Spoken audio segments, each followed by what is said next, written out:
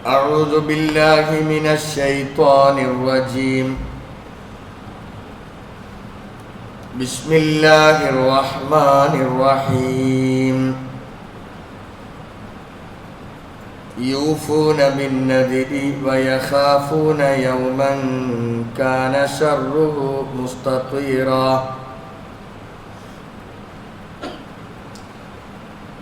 ബഹുമാന്യരായ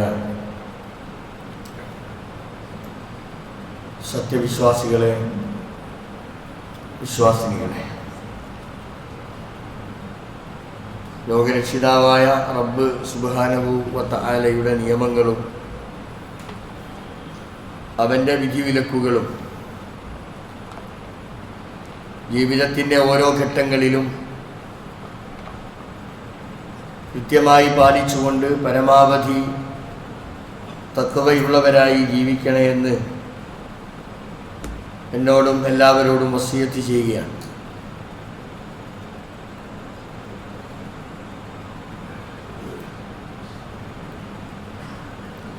ഏവർക്കും പരിചയമുള്ള ഒരു പദമാണ് ഖുർആൻ പ്രയോഗിച്ചിട്ടുള്ള അൻ-നദ്ർ അഥവാ നേർച്ച എന്ന് പറയുന്നത്. നേർച്ച എന്ന് പറഞ്ഞതിൻ്റെ കൃത്യമായ അർത്ഥവും എന്താണ് ഇസ്ലാമിലെ നേർച്ച എന്നതിനെക്കുറിച്ചും കൃത്യമായ ഒരു ധാരണ വിശ്വാസികളെ സംബന്ധിച്ചിടത്തോളം നിർബന്ധമായും അവർ അറിഞ്ഞിരിക്കേണ്ടതാണ്. അൻ-നദ്ർ എന്ന് പറഞ്ഞാൽ ഇൽസാം, ഒരു പ്രതിജ്ഞയാണത്. അതിന് മലയാളത്തിൽ ഭയം എന്നർത്ഥം പറഞ്ഞിട്ടുണ്ട്. വാഗ്ദാനമെന്നും നിർബന്ധമെന്നും ഒക്കെ നദർ എന്ന പദത്തിന് അർത്ഥം പറഞ്ഞതായി നമുക്ക് കാണാൻ സാധിക്കും. ഏതൊരു പദത്തിനും, പ്രത്യേകിച്ച് ഇസ്ലാം പ്രയോഗിക്കുന്ന അല്ലെങ്കിൽ ഖുർആൻ പ്രയോഗിക്കുന്ന ഏതൊരു പദത്തിനും രണ്ട് അർത്ഥങ്ങളുണ്ടാകും. അതിലൊന്ന് ഭാഷാപരമായിട്ടുണ്ടാകുന്ന അർത്ഥങ്ങളാണ്. ഫിൽ ലുഗത്ത്, ഭാഷയിൽ. മറ്റൊന്ന് ഫിൽ ഇസ്തിലാഹ്, സാങ്കേതികമായി അതിന് നൽകപ്പെടുന്ന വിവക്ഷ, അതിന് ഉള്ള അർത്ഥം. ഇങ്ങനെ രണ്ട് വിധത്തിലും അർത്ഥം നൽകപ്പെടും. ഇവിടെ അൻ-നദ്ർ എന്ന് പറഞ്ഞാൽ അതിന് സാങ്കേതികമായി മതം നൽകുന്ന അർത്ഥം ഐച്ഛികമായ ഒരു കാര്യം, ഒരു കർമ്മം എന്ന് പറഞ്ഞാൽ നിർബന്ധമല്ലാത്ത ഒരു കർമ്മം. അത് നിർബന്ധമായും ഞാൻ ചെയ്യും എന്ന് ബുദ്ധിയോടുകൂടി വിവേകത്തോടുകൂടി അള്ളാഹുവിന് വേണ്ടി ഞാൻ അത് ചെയ്യും എന്ന് പറയലാണ്, എന്ന് തീരുമാനിക്കലാണ് ഈ നേർച്ച എന്ന് പറഞ്ഞാൽ. ഇപ്പോൾ ഉദാഹരണം പറഞ്ഞാൽ 5 നേരത്തെ നമസ്കാരം, ഞാൻ അള്ളാഹ്ക്ക് വേണ്ടി എന്നും 5 നേരത്തെ നമസ്കാരം ഞാൻ നിർവഹിക്കും എന്ന് ഒരാൾക്ക് നേർച്ച ചെയ്യേണ്ടതുണ്ടോ? അത് നേർച്ചയല്ല. കാരണം അത് ഇൻഡിവിജ്വലായിട്ട് ഏതൊരു വ്യക്തിയും നിർബന്ധമായും ദിവസം 5 നേരം ഫർളായി നിർവഹിക്കേണ്ട ഒരു സംഗതിയാണ്. അതിനവൻ നേർച്ച ചെയ്യേണ്ടതില്ല. എന്നാൽ ഒരു സുന്നത്താക്കപ്പെട്ട നോമ്പ് തിങ്കളാഴ്ച അല്ലെങ്കിൽ വ്യാഴാഴ്ച, ഞാൻ ഇനി എല്ലാ കാലവും ഞാൻ മരിക്കുവോളം എല്ലാ തിങ്കളാഴ്ചയും ഞാൻ നോമ്പെടുക്കും എന്ന് ഒരാൾ പറഞ്ഞ, അല്ലെങ്കിൽ മനസ്സിൽ ഉറപ്പിച്ച്, അള്ളാഹ്ക്ക് വേണ്ടിയിട്ടാണല്ലോ നോമ്പ്, അങ്ങനെ ഒരാൾ നോമ്പെടുക്കുമെന്ന് തീരുമാനിച്ച, അതാണ് നേർച്ച എന്ന് പറയുന്നത്. അങ്ങനെ ഉറപ്പിച്ചും തറപ്പിച്ചും ബുദ്ധിയോടുകൂടി വിവേകത്തോടുകൂടി ഒരാൾ എടുക്കുന്ന തീരുമാനമാണ് നേർച്ച. അപ്പൊ നിർബന്ധമല്ലാത്ത ഒരു കാര്യം, ഐച്ഛികമായ ഒരു സംഗതി ഞാനിനി നിർബന്ധമായും ചെയ്യും എന്ന് അള്ളാഹുവിനോട് എടുക്കുന്ന പ്രതിജ്ഞയാണ്. ആ പ്രതിജ്ഞയുടെ പേരാണ് അൻ-നദ്ർ. അഥവാ നേർച്ച എന്ന് പറയുന്നത്. ഇത് നമ്മൾക്ക് പരിചയമുണ്ടോ? ഇല്ലേ? ഇസ്ലാമിലെ നേർച്ച എന്ന് പറയുന്നത് ഇതാ. അപ്പൊ ഖുർആനില് ഇത് പ്രയോഗിച്ച ഒരു സ്ഥലം നമ്മൾക്ക് കാണാം. ഇമ്രാന്റെ ഭാര്യ പറഞ്ഞ ഒരു വാക്ക്, ഒരു വാചകം പരിശുദ്ധ ഖുർആൻ എടുത്ത് ഉദ്ധരിക്കുന്നിടത്ത് കാണാം. ഇന്നി നദർതു ലക മാഫി ബത്നി മുഹററ. ഇന്നി നദർതു ലക മാഫി ബത്നി മുഹററ. അതാ നേർച്ച. എന്താണ് അതിന്റെ അർത്ഥം? ഇന്നി നദർതു ലക, തീർച്ചയായും ഞാൻ നിനക്ക് നേർച്ച നേർന്നിരിക്കുന്നു. അള്ളാഹിനോടായി പറയുന്നത്. മാഫി ബത്നി മുഹററ, എന്റെ വയറ്റിലുള്ള കുട്ടിയെ, അതിനെ ഞാൻ ഇതാ നിനക്ക് വേണ്ടി നേർച്ച നേർന്നിരിക്കുന്നു എന്ന് പറയുന്നതാണ് നേർച്ച. വേറെ ഒരു സ്ഥലത്ത് മറിയം ബീവിയുടെ ഒരു പ്രയോഗം പറഞ്ഞെടുത്ത് കാണാം. ഇന്നി നദർതു ലിർറഹ്മാനി സൗമ. ഞാൻ ഈ പറയുന്ന സന്ദർഭം കൂടി നമ്മൾ അറിയണം. മറിയം ബീവി ഗർഭം ധരിച്ച് ആകെപ്പാടെ നാട്ടിലൊട്ടാകെ ചർച്ച വന്ന് കുതുകുലം പൊട്ടിയ ഒരു സമയം. ആ സമയം അള്ളാഹു മറിയം ബീവിക്ക് തോന്നിച്ചു കൊടുത്തതാ, നീ ഇങ്ങനെ പറഞ്ഞോ, ഇന്നി നദർതു ലിർറഹ്മാനി സൗമ, ഞാൻ റബ്ബിന് വേണ്ടി നോമ്പെടുത്തിട്ടുണ്ട്, അതിന് ഞാൻ നേർന്നിട്ടുണ്ട് എന്ന് പറഞ്ഞേക്ക് വാ കൊണ്ട് സംസാരിക്കണ്ട. അങ്ങനെ പറഞ്ഞ ഒരു പ്രയോഗവും കൂടി ഖുർആനിലുണ്ട്. ഇതൊക്കെയാണ് ഈ നേർച്ച എന്ന് പറഞ്ഞാൽ അതിന്റെ സാങ്കേതികമായി അതിന്റെ അർത്ഥം അതാ. പക്ഷെ നമ്മൾക്കത് പരിചയമുണ്ടോ? നമ്മൾ മനസ്സിലാക്കിയിട്ടുള്ള നേർച്ച എന്ന് പറഞ്ഞാൽ നമ്മൾ ആകെപ്പാടെ ചില പോസ്റ്ററുകളിലും ചില നോട്ടീസുകളിലും ഒക്കെയാണ് നമ്മൾ കാണുന്ന നേർച്ച.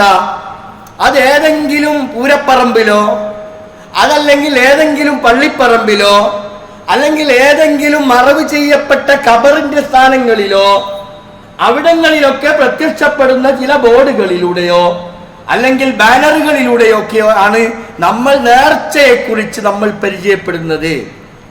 ഈ നേർച്ചയും ഇസ്ലാമും തമ്മിൽ, ഈ പ്രദർശിപ്പിക്കപ്പെടുന്ന ബോർഡിൽ എഴുതപ്പെട്ട നേർച്ചയും യഥാർത്ഥ നേർച്ചയും തമ്മിൽ എന്തെങ്കിലും ബന്ധമുണ്ടോ? ഇല്ലേ?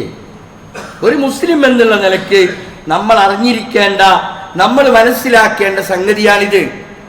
അള്ളാഹുവിന്റെ യഥാർത്ഥ അടിമകളെ കുറിച്ച് അവരുടെ സ്വഭാവങ്ങൾ എങ്ങനെയൊക്കെയാണ് എന്നത് പരിശുദ്ധ ഖുർആൻ വിശദീകരിച്ച പല സ്ഥലങ്ങളുമുണ്ട്. പല സ്ഥലങ്ങളിലും അള്ളാഹുവിന്റെ യഥാർത്ഥ അടിമകൾ സൂറത്തു റഹ്മാനിന്റെ അവസാന ഭാഗങ്ങളിൽ വഇബാദുർ റഹ്മാൻ അല്ലദീന യംശൂന അലൽ അർളി ഹൗന വഇദാ ഖാതബഹുമുൽ ജാഹിലൂന ഖാലു സലാമ തുടങ്ങി താഴോട്ട് അങ്ങനെ പറഞ്ഞു വരുന്നതൊക്കെ അള്ളാഹുവിന്റെ റഹ്മാനായ റബ്ബിന്റെ അടിമകളുടെ സ്വഭാവങ്ങൾ വിശദീകരിക്കുക. അതുപോലെ വേറെയും പല സൂറത്തുകളിലും ഇങ്ങനെ വിശേഷണങ്ങൾ, സ്വഭാവങ്ങൾ വിശദീകരിച്ചെടുത്ത് സൂറത്ത് ഇൻസാൻ, സൂറത്ത് ദഹ്ർ എന്നും പറയുന്ന സൂറത്തിൽ കാണാം യൂഫൂന ബിന്നദർ വയഖാഫൂന യൗമൻ കാന ശർറുഹു മുസ്തതീറ വയുത്ഇമൂന അത്അമ അലാ ഹുബ്ബിഹി മിസ്കീനൻ വയതീമൻ വഅസീറ. ഈ പറഞ്ഞതൊക്കെ അല്ലാഹുവിന്റെ യഥാർത്ഥ അടിമകളുടെ സ്വഭാവം പറഞ്ഞതാണ്. അവിടെ പറഞ്ഞത് വയൂഫൂന ബിന്നദർ. അതാണ് നമ്മുടെ വിഷയം. നമ്മുടെ വിഷയവുമായി ബന്ധപ്പെട്ട് കിടക്കുന്ന ഭാഗം അതാ. വയൂഫൂന, അവർ, അതായത് അള്ളാഹുവിന്റെ യഥാർത്ഥ അടിമകൾ, അവർ പൂർത്തീകരിക്കുന്നവരാണ്. ബിന്നദർ, നദർ, നേർച്ച പൂർത്തീകരിക്കുന്നവരാണ്.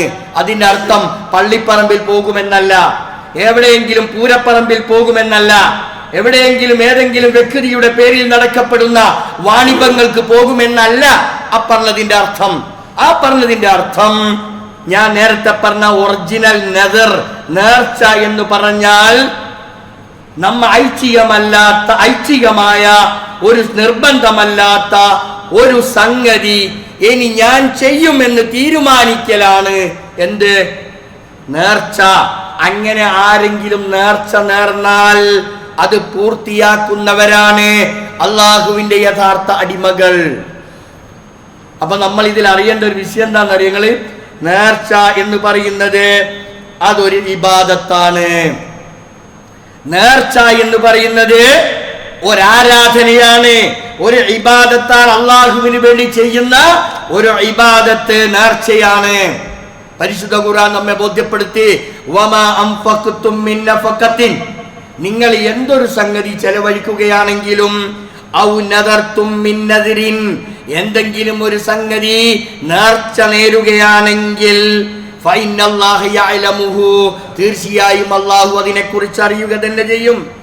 വമാ ലിൽസാലിമീന മിൻ അൻസാർ, ളാലിമീങ്ങളായിട്ടുള്ള സ്വന്തത്തോട് അക്രമം പ്രവർത്തിച്ചു പോയിട്ടുള്ള ആളുകളെ അവർക്കൊരു സഹായിയെയും ലഭ്യമല്ല എന്ന് ഖുർആൻ വളരെ കൃത്യമായി പറയുന്നു. അപ്പം നമ്മൾ ആരെങ്കിലും ഇങ്ങനെ നേർച്ച നേർന്നാൽ ആ നേർച്ച ഒരു ഇബാദത്താണ്, ആരാധനയാണ് എന്ന് മാത്രമല്ല, ആ നേർച്ച നിർവഹിക്കൽ, അത് നിറവേറ്റൽ അവനെ സംബന്ധിച്ചിടത്തോളം അവന് പിന്നെ നിർബന്ധമായി. ഞാനൊരു കാര്യം അങ്ങ് അപ്പോൾ ആടിനറുക്കുക എന്നുള്ളത് ഒരു നിർബന്ധമായ സംഗതി അല്ലല്ലോ. ആടിനറുത്ത് ദാനം ചെയ്യുക എന്നത് നിർബന്ധമായ ഒരു സംഗതിയല്ല.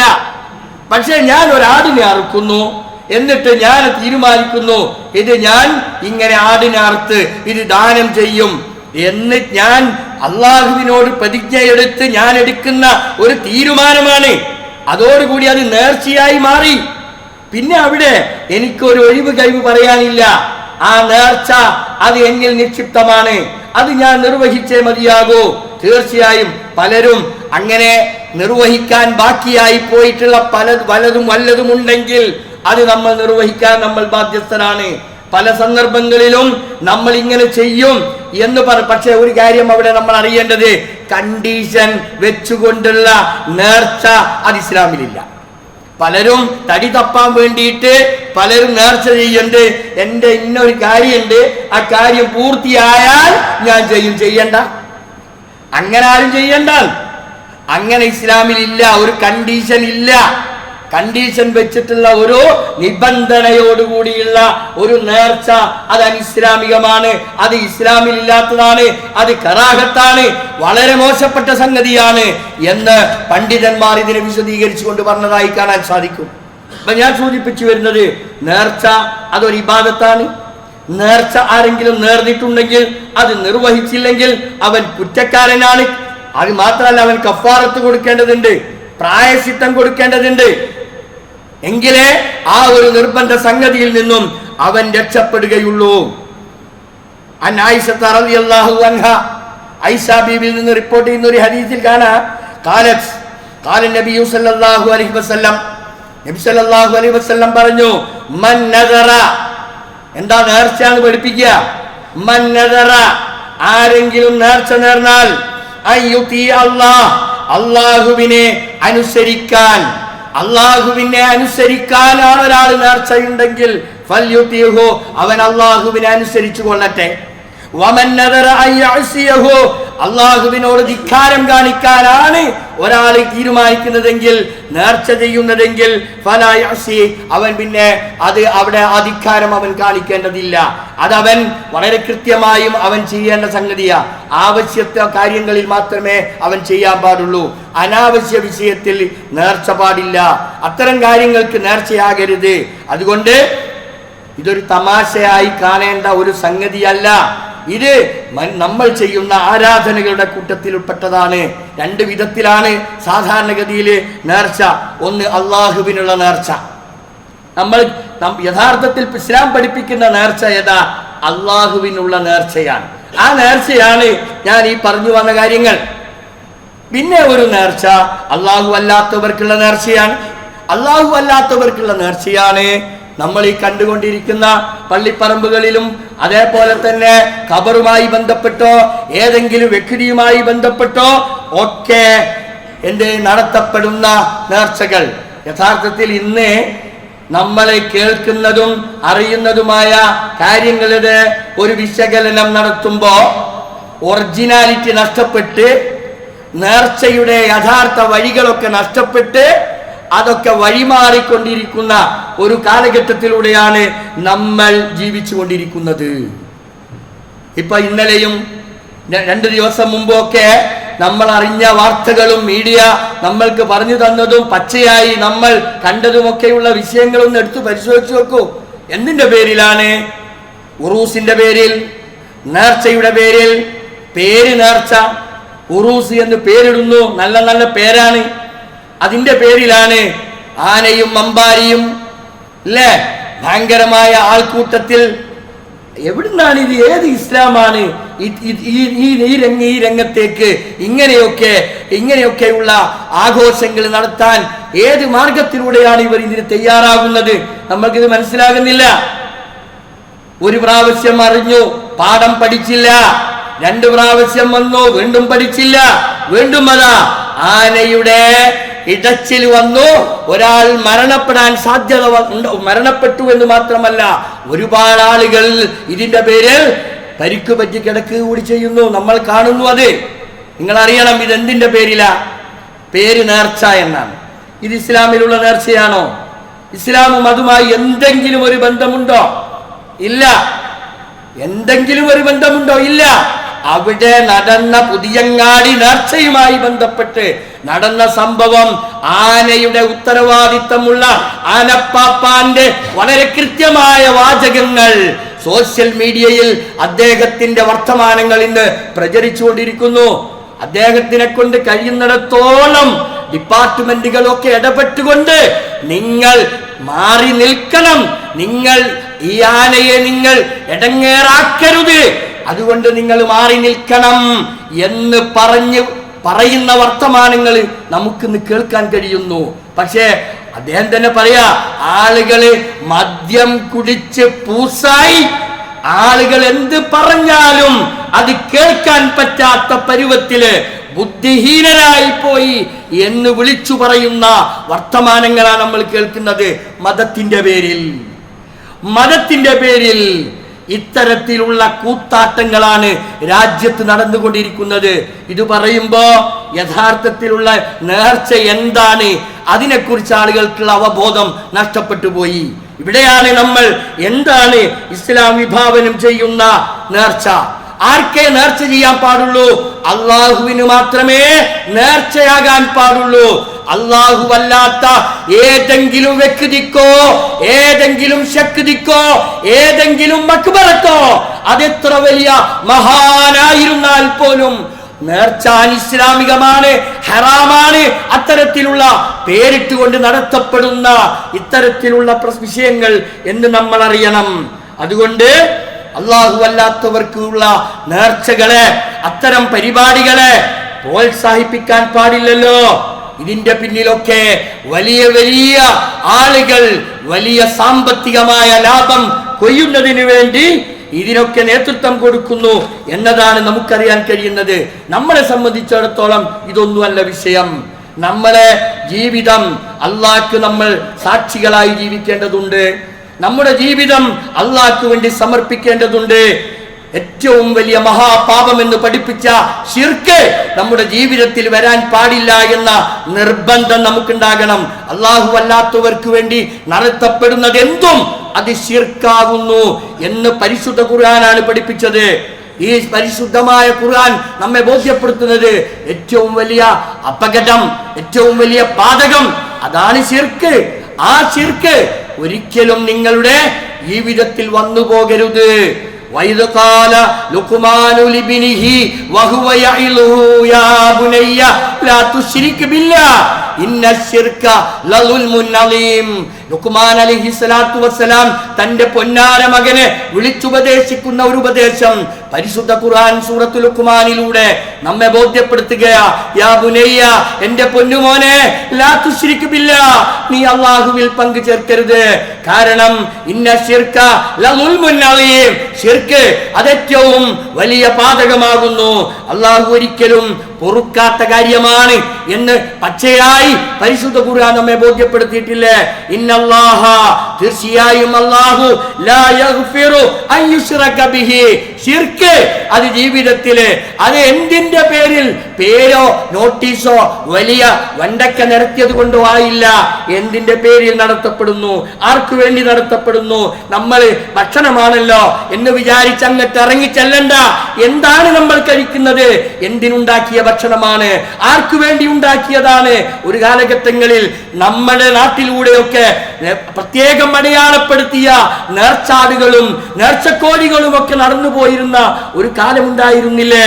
ആർക്കു വേണ്ടിയുള്ള നേർച്ചയാണിത്? ഏതെങ്കിലും വ്യക്തിക്കോ ഏതെങ്കിലും ഖബറിനോ ഏതെങ്കിലും ശക്തിക്കോ അവരുടെ പേരിൽ ഇങ്ങനെ നേർച്ചയാക്കി വിടുന്ന ആ ആടായിരുന്നാലും ഒട്ടകമാണെങ്കിലും അതേത് വലിയതാണെങ്കിലും ശരി, അത് ശിർക്കിന്റേതാണ്, അത് ശിർക്കിന്റേതാണ്.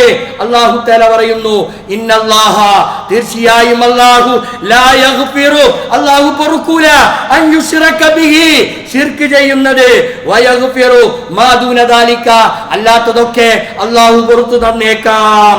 എത്രമാത്രം കൃത്യമാണ്. വമൻ യുശ്രിക് ബില്ലാഹ്, ആരെങ്കിലും അല്ലാഹുവിൽ ശിർക്ക് ചെയ്താൽ തീർച്ചയായും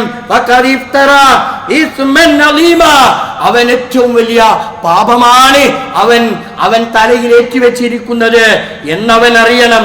തീർച്ചയായും അല്ലാഹു തആല അവന്റെ വേദഗ്രന്ഥത്തിലൂടെ ഇത്രയും കൃത്യവും വ്യക്തവുമായ നിലയിലാണ് തന്റെ അടിമകൾക്ക് ഇത് ബോധ്യപ്പെടുത്തി കൊടുക്കുന്നത്. വീണ്ടും പരിശുദ്ധ ഖുർആൻ പറയുന്നത്, ഇന്നഹു, ആരെങ്കിലും മയ്യുശ്രികു ബില്ലാഹ്, അല്ലാഹുവിൽ പങ്കു ചേർത്താൽ ഫഖദ് ഹറമല്ലാഹു അലൈഹിൽ ജന്ന, അവന് സ്വർഗ്ഗം നിഷിദ്ധമാണ്, സ്വർഗ്ഗം ഹറാമാണ്. എന്തുമാത്രം കൃത്യമായിട്ടാണ് ഖുർആൻ കാര്യങ്ങൾ പറഞ്ഞു തരുന്നത്.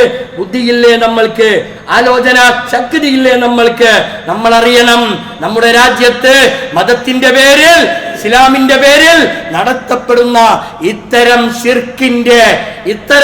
ശിർക്കിന്റെ കോട്ടകൊത്തളങ്ങളെ കുറിച്ച് നമ്മൾ അറിയണം. ആളുകളെ വഴിതെറ്റിച്ചുകൊണ്ട്, യഥാർത്ഥമായ മാർഗത്തിൽ നിന്ന് വഴിതെറ്റിച്ചുകൊണ്ട് നരകത്തിലേക്ക് കൊണ്ടുപോകുന്ന ഒരവസ്ഥ നമ്മുടെ രാജ്യത്തുണ്ടാകുമ്പോ നമ്മൾ ഉണരേണ്ടതല്ലേ? നമ്മൾ അറിയണ്ടേ ഇത്തരം വിഷയങ്ങളെ കുറിച്ച്? അതുകൊണ്ട് നമ്മൾ അറിയേണ്ടത് എന്താണ് നേർച്ച, അന്നദർ വമാ ഹുവൻ നദർ, എന്താണ് നേർച്ച? ആ നേർച്ച ആർക്കേ പാടുള്ളൂ? അല്ലാഹുവിന് മാത്രമേ ചെയ്യാൻ പാടുള്ളൂ. മാത്രമല്ല, നേർച്ച ഒരാൾ നേർന്നു കഴിഞ്ഞാൽ ആ നേർച്ച അത് പാലിക്കൽ നിർബന്ധമാണ്. ഒരു നിലക്കും അവൻ അതിൽ നിന്ന് ഒഴിവുകയില്ല എന്നുകൂടി നമ്മൾ അറിയണം. അന്ന ഉമർ റളിയല്ലാഹു അൻഹു സഅല നബി സല്ലല്ലാഹു അലൈഹി വസല്ലം, ഉമർ ഖത്താബ് റളിയല്ലാഹു അൻഹു ഒരിക്കൽ നബി സല്ലല്ലാഹു അലൈഹി വസല്ലമയോട് ചോദിച്ചു. അദ്ദേഹം കാല പറഞ്ഞു, കുൻതു നദർതു ഫിൽ ജാഹിലിയ, ഞാൻ ജാഹിലിയ കാലഘട്ടത്തിൽ, ഡാർക്ക് ഏജിൽ, ഇരുണ്ട കാലഘട്ടത്തിൽ ഞാൻ ജീവിച്ചപ്പോ ഞാൻ നേർച്ച നേർന്നിരുന്നു നബിയെ. എന്താ നേർച്ച? അന്നഅതകിഫ ലൈലത്തുൽ മസ്ജിദുൽ ഹറാം, മസ്ജിദുൽ ഹറമിൽ രാത്രിയിൽ പോയി അവിടെ ഇഅ്തികാഫിരിക്കാൻ ഞാൻ നേർച്ച ചെയ്തിരുന്നു നബിയെ എന്ന് ഉമർ ഖത്താബ് റളിയല്ലാഹു അൻഹു റസൂലുള്ളാഹിയോട് പറഞ്ഞപ്പോ കാല, റസൂലുള്ള പറഞ്ഞു, ഫഔഫി നദ്റക, നീ നിന്റെ നേർച്ച പൂർത്തിയാക്കണം. അത് എത്ര കാലം കഴിഞ്ഞാലും ആ നേർച്ച നേർന്നിട്ടുണ്ടോ? ആ നേർച്ച നേർന്നിട്ടുണ്ടോ? നേരായ മാർഗത്തിലൂടെയുള്ള നേർച്ചയാണോ? ആ നേർച്ച നീ നിർവഹിച്ചേ മതിയാകൂ. നമ്മൾ പല സന്ദർഭത്തിലും നമുക്കൊരു കുട്ടി ഉണ്ടാകുമ്പം, ആണായിരുന്നാലും പെണ്ണായിരുന്നാലും, അള്ളാഹു നമ്മൾക്കൊരു കുട്ടി, സാമ്പത്തികമായ ശേഷിയുള്ള ആളുകൾ ഓൾറെഡി അറക്കണം, അതറുക്കണം, അറുക്കുമെന്ന് ഞാൻ നേർച്ച ചെയ്തിട്ടുണ്ടെങ്കിൽ ആ നേർച്ച നിർവഹിക്കണ്ടേ? കുട്ടി വലുതായി കല്യാണം കഴിച്ചാലും പിന്നെ അവർക്ക് മക്കൾ ഉണ്ടായാൽ പോലും ഞാൻ നേർച്ച നേർന്നിട്ടുണ്ടെങ്കിൽ ആ നേർച്ച നിർബന്ധമായും ഞാൻ നിർവഹിച്ചേ മതിയാകൂ. അത് നിർവഹിച്ചിട്ടില്ലെങ്കിൽ കഫാറത്ത് കൊടുക്കണം. എന്താണ് പ്രായശ്ചിത്തം? ഒന്നുകിൽ 10 പേർക്ക് ഭക്ഷണം, 10 ദിവസം 10 പേർക്ക് ഭക്ഷണം കൊടുക്കുക, അല്ലെങ്കിൽ 10 പേർക്ക് മലാബിസ് കൊടുക്കണം, ഡ്രസ്സ് കൊടുക്കണം. അതുമല്ല, ഒരടിമയെ മോചിപ്പിക്കണം. അതിനൊന്നും സാമ്പത്തികമായ ശേഷിയില്ലെങ്കിൽ 3 ദിവസത്തെ നോമ്പ് നോൽക്കണം എന്നുവരെ ഖുർആനാ പഠിപ്പിക്കുന്നത്. അപ്പൊ ഇതൊരു തമാശയായി കാണേണ്ട ഒരു സംഗതിയല്ല ഇതൊന്നും. അതുകൊണ്ട് വളരെ കൃത്യമായി ഈ വിഷയത്തെക്കുറിച്ച് ധാരണ നമ്മൾക്കുണ്ടാകണം. എന്താണ് ഇസ്ലാം നമ്മളോട് ഈ കാര്യത്തെക്കുറിച്ച് പറഞ്ഞിട്ടുള്ളത്, നേർച്ചയെക്കുറിച്ച് ഇസ്ലാമിന്റെ മാനം എന്താണ്, അത് കൃത്യമായി പഠിക്കുകയും അത് ഉൾക്കൊള്ളുകയും അത് ശരിയായ രീതിയിൽ ജീവിതത്തിൽ പകർത്തുകയും ചെയ്യുക. അല്ലാഹു തആല നമ്മെ എല്ലാവരെയും അനുഗ്രഹിക്കുമാറാവട്ടെ.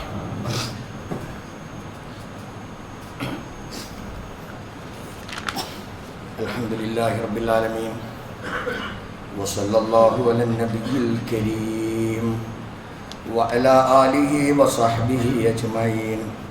ഇത്തഖുല്ലാഹ സാനിയം ബിതഖ്വല്ലാഹ്. പ്രിയപ്പെട്ട സഹോദരങ്ങളെ, അള്ളാഹുവിനെ സൂക്ഷിച്ച് തഖ്വയുള്ളവരായി ജീവിക്കണേ എന്ന് ഒരിക്കൽ കൂടി വസിയത്ത് ചെയ്യുക. സൂചിപ്പിച്ചതുപോലെ നാടിൻ്റെ നാനാഭാഗത്തും കേരളത്തിലും കേരളത്തിന് പുറത്തുമൊക്കെ ഇപ്പോൾ ഞാൻ സൂചിപ്പിച്ച പോലെ ഒരു ഉറൂസിൻ്റെ ഒരു ഒരു ഒരു ഒരു കാലാവസ്ഥയിലാണ്. എല്ലാ ഭാഗത്തും ഇത്തരത്തിലുള്ള നേർച്ചകളും അനിസ്ലാമികമായ ഇത്തരം സംഭവങ്ങളൊക്കെ അരങ്ങേറിക്കൊണ്ടിരിക്കുന്ന ഒരു സമയം. കോഴിക്കോട് സിറ്റിയിൽ നടന്നു വരുന്ന ഒരു അപ്പവാണിഭ നേർച്ചയുണ്ട്. ഈ മാസം 6-ാം തീയതി ആരംഭിച്ച അപ്പവാണിഭ നേർച്ച 15-ാം തീയതിയാണ് അവസാനിക്കുക. വളരെ രസകരമായ ഒരു നേർച്ചയാണ്. ഇതും പേര് എന്തുമാത്രം പ്രഗത്ഭരായ നമ്മുടെ രാജ്യത്തെ നമ്മുടെ നാട്ടിലെ പ്രഗത്ഭർ പങ്കെടുത്ത് വിജയിപ്പിക്കുകയാണ്. എന്താണ് അപ്പവാണിഭ നേർച്ച? അതിന് നൽകുന്ന മാനം എന്താ?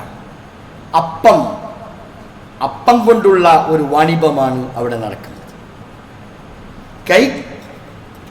കൈക്ക് മൊത്തത്തിൽ അസുഖമുണ്ടെങ്കിൽ കയ്യപ്പം, വിരലിനാണ് പ്രശ്നമെങ്കിൽ വിരലപ്പം, കാലിനാണ് പ്രശ്നമെങ്കിൽ കാലപ്പം, ശരീരത്തിലെ ഏത് അവയവത്തിനാണ് കുഴപ്പമെങ്കിൽ അതിൻ്റെ ആകൃതിയിലും അതിൻ്റെ രൂപത്തിലുമൊക്കെ അപ്പമുണ്ടാക്കി അതാണ് നേർച്ചയായി കൊണ്ടുവരുന്നത്.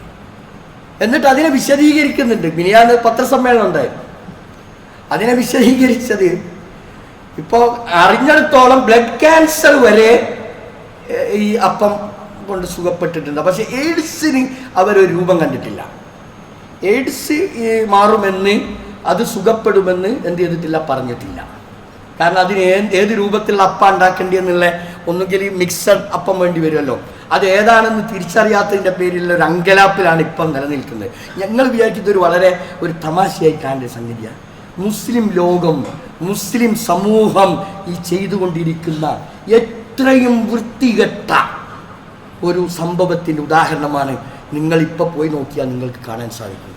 അങ്ങാടിയിൽ, കോഴിക്കോട് മുഗദാറിൻ്റെ ഏരിയകളിൽ, ഇടിയങ്ങര ഭാഗം, വൈകുന്നേരത്തോടുകൂടി ജനസഞ്ചയങ്ങൾ ആണും പെണ്ണും നിരന്നാടുകയാണ്. നേരം വെളുക്കുന്നത് വരെ ഇസ്ലാമിൻ്റെ പേരിൽ. എന്തുമാത്രം സങ്കടകരമായ ഒരവസ്ഥയാണ് എന്ന് നമ്മൾ അറിയണം. ഇതിൻ്റെ പിന്നിൽ പ്രവർത്തിക്കുന്ന ലോബി വല്ലാത്ത ഒരു ലോബിയാണ്. ഇതാണ് ഇസ്ലാം? ഇതാണോ ഇസ്ലാം? നമുക്ക് ബുദ്ധിയില്ലേ? അല്ലാഹു തആല നമുക്ക് എന്തിനാ ബുദ്ധി തന്നില്ല? ലഅല്ലക്കും തഅഖിലൂൻ. നിങ്ങൾ ചിന്തിക്കുന്നില്ലേ? നിങ്ങൾ ഉറ്റാലോചിക്കുന്നില്ലേ? നിങ്ങൾക്ക് ബുദ്ധി തന്നിട്ടില്ലേ എന്നിങ്ങനെ ഖുർആനിൽ എത്ര സ്ഥലത്താണ് ചോദിച്ചിട്ടുള്ളത്.